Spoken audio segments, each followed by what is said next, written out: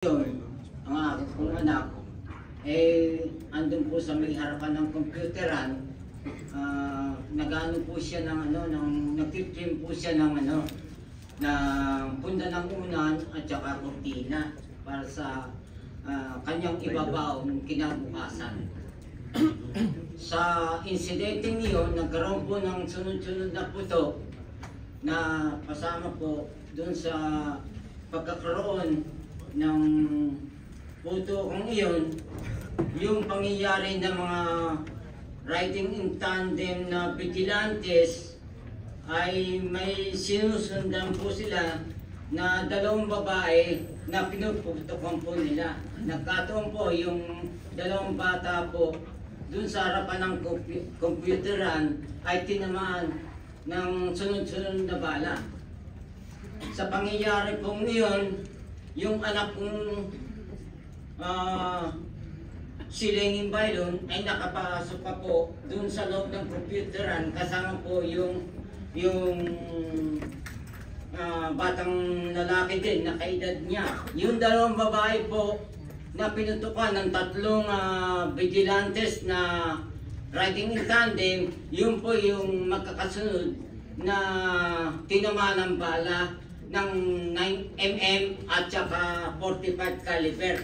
Ayon po dito sa ibinigay na kampo ng police report.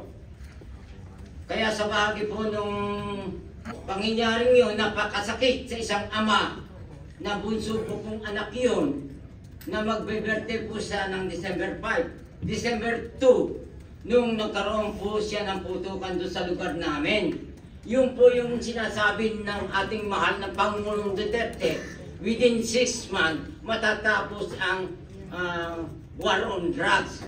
Na hindi ko naman po inaasahan sa sakit na pangyayaring yun, ay naging isang collateral damage po yung pangyayari, yung anak ko dun sa petsang December 2, year 2016. Totoo po itong nangyaring ito. Kaya sa bahagi bilang isang magulang na pinalaki po ng kanyang nanay, ang nais po niya ay makapagtapos sana ng teacher o guro. Nung itinaklara yung ganitong sistema ng war on drug, isa po ito sa pangyayari na hindi ko inaasahan. Ang inaasahan ko dito sana ay magtuloy-tuloy ng investigasyon sa katulad namin na nadamay o collateral damage. Wala na po kaming karapatan na magkaroon nito ng isang masusing pag-iimbestiga sa taon 2016, December 2. Ilang taon na po yung kaming mga collateral damage ay naghahanap ng hustisya. Sa pangyayari na pumapasok ang ICC, ano po ang ginagawa natin? At sa bahagi po ng ating kagalang-galang na kampo ng chairman ng ating Commission on Human Rights, ngayon lang po kami muling nagtitiwala sana na magtuloy-tuloy sa katulad namin mga naging collateral damage na magkaroon po ito ng isang justisya. Dahil nang pong si ating Commission Rights noong 2016 ay lalapit po sana namin ito noong December na yun. Nagkataon po na kinaharap po niya yung isang mabigat na problema. At doon na po kami unti-unting nawala ng pag-asa na magkaroon ng justisya. Sa ganitong pangyayari pong ito, yung pag-report po ng police report noong December 5, dalawa po on the spot ay namatay. Yung isa po pong anak na si Lenin Baylon nakatakbo po sa loob. Ngayon sa bahagi po nung natapos yung putukan ngayon, inuulit ko sa inyo, inalok po sa lahat ng kapulisan ito, nilirespeto po namin kayo, ang pamilya Baylon. Pero nangyari po ito with vigilantes na riding in tandem na sinasabi natin na kumisa sa ating mga radio, sa ating television. Mabuti pa nga yung mga riding in tandem. Tumutulong sa inyo. Pero anong ginagawa sa aming mga naapektuhan? Pangunahin sa aming collateral damage. Ganun lang po ba kasimple? Mahirap po sa isang ama na pinalaki po namin yung aking anak. Na hanggang ngayon, naghahanap po kami ng hustisya. At sa bahagi po ng human rights, nag-abot din po kami ng complaint. Nung nakaraan ko po, November 9, year 2022, nakarating po yung aking complaint sa human rights. Hanggang ngayon, wala din pong response na nakikita ko. Kaya yung bahagi po nung ganitong problema sa amin, ito po ba yung iniwanan ng ating war on drugs na nilinisin? Ultimo mga gumagamit ng gamot na droga, ultimo mga sumisingot. Pero yung anak ko, kailangan po, hindi kami nasasagot sa ganitong war on drugs. Ilan pa po bang mga katulad ng edad ng anak ko na samantalang kulang, magbe-birthday siya ng December 10.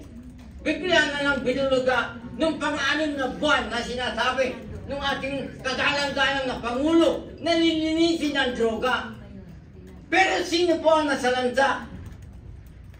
Iginagalang po namin yung matataas na kapulisan. Iginagalang po namin yung mga nag-iimbestiga sana sa Caloocan. Pero ano nangyari? Tinagkuran po kami dahil wala po akong maiturong witness doon sa collateral damage. Pero hanggang ngayon, nagkakaroon tayo ng hearing sa ating committee. Nabanggit niyo ba, Buba, ano yung gagawin natin sa mga collateral damage?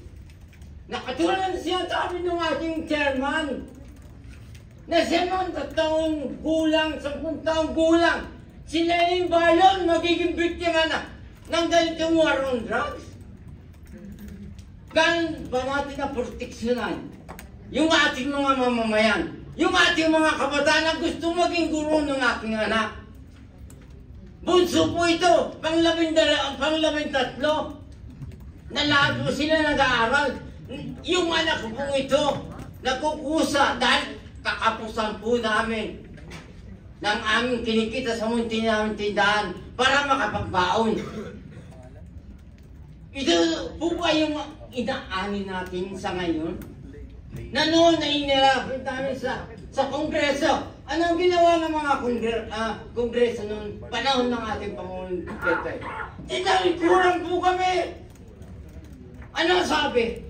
Lalapit kami kay Bishop David. Lalapit kami sa sa simbahan. Ano sinasabi? Narinig po natin lahat yun, mga kaharap kong mga kapulisan, mga congressman. Ano sabi sa ating television, sa ating kwan? Nakakasakit po sa isang ama. Kayo po, alam ko may mga kaya na kayo. Kayo po lahat tayo ay sinusunod, lahat tayo nabibigyan ng kaukulan ng ating gobyerno. Pero sa isang pagdideklara ng ganitong peking war on drugs, para man pinakita natin na katulad ng Colombia o ng El Salvador, na meron ganito talagang nangingibabaw ng kabuang hanap buhay na sa ating bansa. Hindi po karamihan sa atin, gusto natin magkaroon ng magandang kabuhayan, magandang ganitong mga negosyo. Kung titignan lang po natin, ang pinakita natin, ilang taon? 6 na taon po? Within 6 months, ano sabi sa dyaryo? Sa television, within this 6 months, lilinisin niya yung buong addiction. Ang tanong ko sa inyo, mga kapulisan at sa ating mga congressman, may nahuli ba ang drug lords? Minahuli pang galing sa China o kung saan pang hosupilato na nagmamanufacture ng ganitong inilabanan nating droga. Meron po ba? Ito'y katanungan ng simpleng mamamayan na dumanas ng pagkawala ng isang anak na napakabait, pang-13 na gusto makatapos. Pero hindi pa pala yun doon nagtatapos. Hindi pa pala yun. Marami palang katulad ni Lenin ang nadamay o yung sinasabing collateral damage.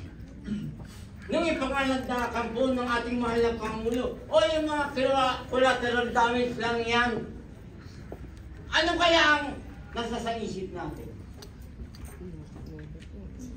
Ako hanggang ngayon mga kapulisan, nasa Kongreso na gumagawa ng isang maayos na batas na sana naman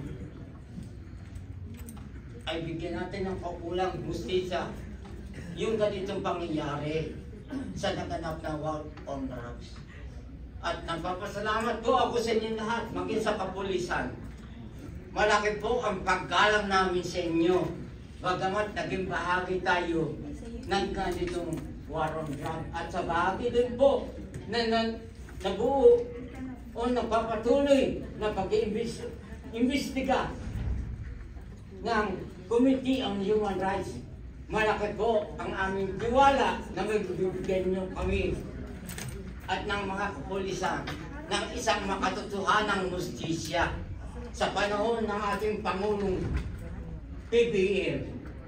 Maraming pong salamat sa inyo at sana naman ang Panginoong Diyos ay mapasa atin lahat.